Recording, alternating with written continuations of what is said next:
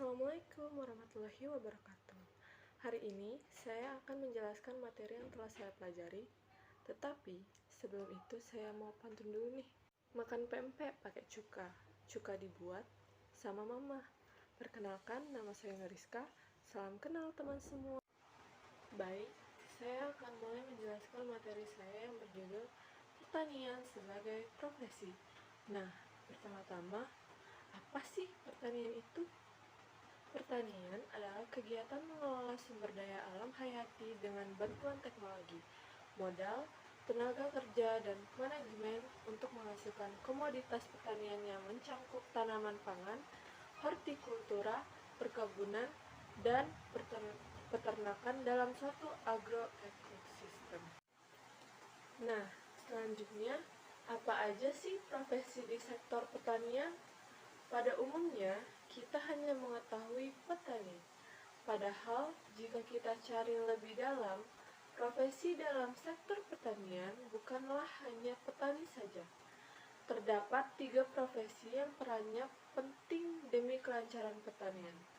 Ketiga profesi itu sendiri adalah pemulia, peneliti, dan juga penyuluh. Mau tahu lebih lanjut nggak info tentang ketiga profesi ini? Yang pertama, ada pemulia. Pemulia itu petugas yang memperbaiki mutu genetik dari sebuah varietas agar lebih bermanfaat dan lebih bermutu. Singkatnya, mereka mencari, menghasilkan, dan merakit varietas unggul dari suatu keanekaragaman hayati dari hewan dan tumbuhan. Bayangkan, jika tidak ada pemulia, sebuah tumbuhan dengan varietas yang sama akan musnah. Maka dari itu, pemulia ada untuk menemukan varietas baru yang memiliki keunggulan produktivitas dan meningkatkan ketahanan akan perubahan iklim dan juga hama. Contoh kegiatan pemulia adalah pembenihan perkebunan. Yang kedua adalah peneliti. Penelitilah yang menemukan inovasi-inovasi terbaru yang nantinya dimanfaatkan dalam kehidupan manusia sehari-hari. Salah satu contohnya adalah nanoteknologi. Nanoteknologi adalah teknik manipulasi atau rekayasa ukuran untuk berbagai manfaat dan aplikasi. Nanoteknologi sendiri menggunakan atom serta molekul sebagai materi blok pembuatan yang fundamental. Hasil dari penelitian nanoteknologi yaitu kemasan atau wadah pangan yang berbahan baku ampas jagung dan ampas tapioka yang sangat aman bagi kesehatan dan tentunya ramah lingkungan. Selain itu, kemasan ini bisa dimanfaatkan untuk kemasan mie instan cup yang diharapkan bisa sebagai pengganti styrofoam. Yang ketiga, ada penyuluh. Peran penyuluh yaitu sebagai konsultan bagi semua aspek usaha tani. Dengan kata lain, mereka memberi pengarahan dan wawasan bagi para petani agar memiliki peningkatan dalam hasil usahanya dan tingkat kehidupan. Baik pemulia, peneliti maupun penyuluh, ketiganya sama-sama memiliki peran yang penting demi mendukung pertanian Indonesia. Nah, selanjutnya, mengapa sih profesi di pertanian kurang diminati anak-anak muda terdidik? Karena kurangnya minat generasi muda dalam pertanian disebabkan karena dunia pertanian yang katanya identik dengan dunia kotor, kumuh, miskin, dan komunitas yang terpinggirkan, serta dianggap tidak menjanjikan. Padahal, sektor pertanian berpengaruh besar dalam menunjang ketahanan pangan, stabilitas nasional, serta penghasil devisa negara.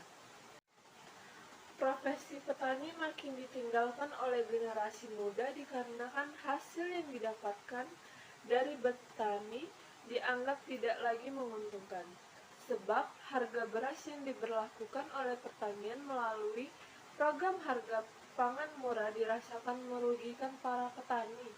Oleh karena itu, sudah saatnya petani diperhatikan dengan memperhatikan harga pangan yang bisa meningkatkan kesejahteraan petani serta diberikan akses pada petani untuk mengelola lahan yang lebih luas seperti yang dilakukan pemerintah, memberikan akses pada pengusaha untuk mengelola hutan untuk perkebunan kelapa sawit. Nah, selanjutnya, mengapa sektor pertanian perlu dikembangkan? Karena masih bertumbuh positif di saat sektor lain justru mengalami kontraksi. Kebijakan dan kemitraan yang berpihak kepada sektor pertanian mendukung ketahanan pangan, sekaligus dapat meningkatkan kesejahteraan petani, pekebun, dan peternak perlu terus didorong. Selain itu, sektor pertanian juga merupakan salah satu pendorong pemulihan perekonomian daerah yang mampu beradaptasi dan masih dapat meningkatkan produktivitas dan tumbuh positif di tengah pandemi.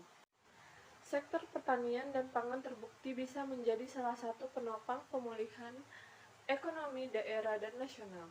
Oleh karenanya, sebagai bagian dari upaya pendukung pemulihan ekonomi daerah maupun nasional, maka sektor pertanian bisa menjadi salah satu tumpuan kebutuhan dasar manusia. Bahkan, dalam situasi sekarang, sektor pertanian semakin strategis. Oleh sebab itu, jika pangan tidak tercukupi, maka dikhawatirkan berpotensi mengganggu stabilitas kehidupan. Nah, selanjutnya, bagaimana cara kita menumbuhkan minat anak muda agar tidak melupakan sektor pertanian? Upaya untuk membangun minat dan perilaku generasi muda untuk pertanian perlu didukung dengan strategi membentuk sikap yang positif. Sikap terbentuk berdasarkan basis informasi. Secara umum, sikap dapat dibentuk oleh berbagai faktor. Namun, dalam penelitian, mengajukan ini model pembentukan sikap yang dibangun oleh personalitas, akses informasi, dan pengalaman dari diri langsung. Penelitian menekankan peranan pengalaman diri langsung dalam model yang diajukan karena adanya peranan penting pengalaman diri langsung dalam pembentukan sikap. Dari penelitian dinyatakan, sikap positif generasi muda terdidik dapat dibentuk dengan strategi peningkatan personalitas, akses informasi, dan pengalaman diri langsung. Kualitas informasi konsultasi, magang studi banding, FGD. Sikap positif generasi muda terdidik hendaknya didorong agar terwujud menjadi minat dan perilaku kewirausahaan pertanian dengan cara membangun norma subjektif yang positif, yaitu lingkungan sekitar yang mendukung untuk pertanian, dan menciptakan kontrol perilaku yang positif, yaitu dengan menyediakan kemudahan, terutama dengan meningkatkan kompetensi atau pelatihan magang dan lain-lain. Fasilitasi akses pasar, modal, dan kerjasama. Selain itu, mendorong sikap positif menjadi perilaku juga ditumbuh dengan terutama dengan meningkatkan kompetensi atau pelatihan magang dan lain-lain. Fasilitasi akses pasar, modal, dan kerjasama. Selain itu, mendorong sikap positif menjadi perilaku juga ditempuh dengan strategi meningkatkan self-efficacy dengan cara meningkatkan kualitas pengalaman diri, melihat pengalaman orang lain atau studi banding, dan persuasi dengan mengoptimalkan media berbasis internet, terutama media sosial. Karenanya, perlu keberlanjutan dan peningkatan kualitas PWMP dan upaya sejenis sebagai strategi penumbuhan wirausahawan muda pertanian, baik melalui pendidikan maupun penyuluhan pertanian, integrasi eksperimental, learning wirausaha pertanian dengan kurikulum utama, mentoring intensif dan tepat, membentuk asosiasi wirausahawan muda pertanian, peningkatan kualitas penerapan e-commerce melalui persuasi dan pelatihan. Baiklah teman-teman, materi yang saya sampaikan sudah selesai. Sebelum mengakhiri video kali ini, izinkan saya menutupnya dengan pantun. Podcast Rintik Seduh dibawakan oleh Sana. Sana itu orang yang ceria.